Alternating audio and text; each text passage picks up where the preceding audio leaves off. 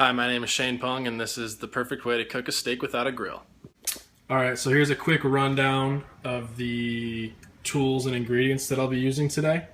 Obviously, we have the piece of meat. It is a strip steak. I chose a strip steak because it's relatively inexpensive, but it's also extremely tasty. Obviously, we're going to need a pan, some olive oil, a little bit of butter, and I chose to season with salt, pepper, and a little bit of granulated garlic. Alright, so now it's time to cook. The stove is on high heat. You want the pan extremely hot. Another quick tip is you want to take the steak out around 30 minutes to an hour before you want to cook the steak. This allows the steak to come closer to room temperature.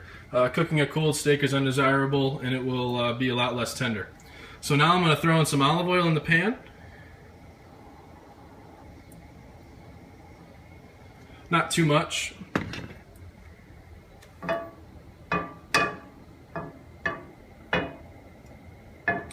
And we're looking for just before the smoke point of the oil. Again, you want this pan extremely hot. Alright, see a little bit of smoke here.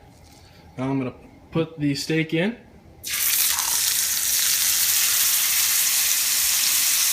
Hear that sizzle is exactly what you want. Right now I'm going to push the steak down to ensure that all parts of the steak are in contact with the pan.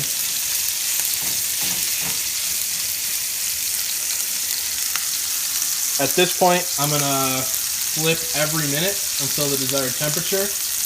I'm aiming for around medium rare.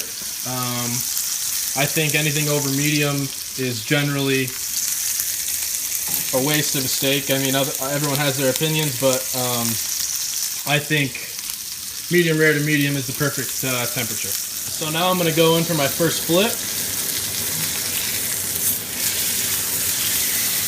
Some nice color and some nice crust there with the seasoning. That's exactly what you're looking for. Now I will keep flipping for each minute until the desired temperature. A solid way that you can check to see if your steak is done the correct way is the feel of it. If it's got a lot of pushback, that means it's rare. If it's got a medium amount of pushback, obviously that means it's medium. If there's no pushback at all, that generally means the steak is well done. At this point, it's been about 4 minutes, and now I'm going to introduce the butter to the equation. The butter is just going to give it some flavor. It's going to give it some flavor while adding some richness. All right, after about 5 minutes now, the steak is nearing the end. It's got a decent amount of pushback, so I think that it's basically ready now. You see it's got some nice color, a nice crust on there as well. So I'm going to take it off and put it on the cutting board.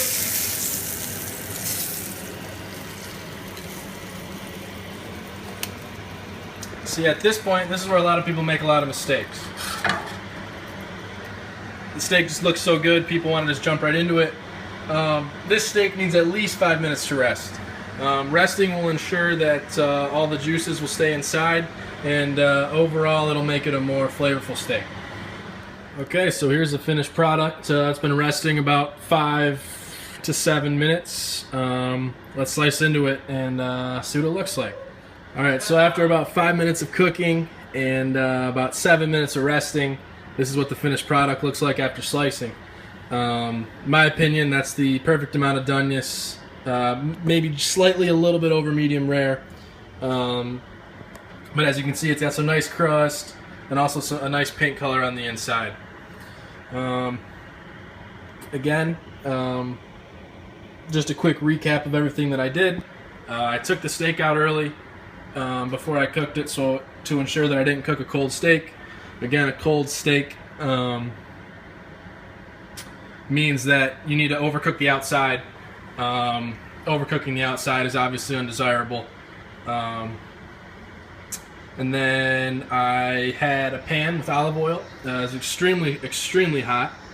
And then I seasoned up the steak and then threw it in. I turned it every minute, on the minute. And after about 4 minutes, which would be a minute on each, or 2 minutes on each side, I introduced the butter, and then at that point I flipped it a couple times, with the butter. The butter adds richness again. And then after about 5 minutes total, I took it off, let it rest for 7 minutes, and this is the finished product. Thank you for watching.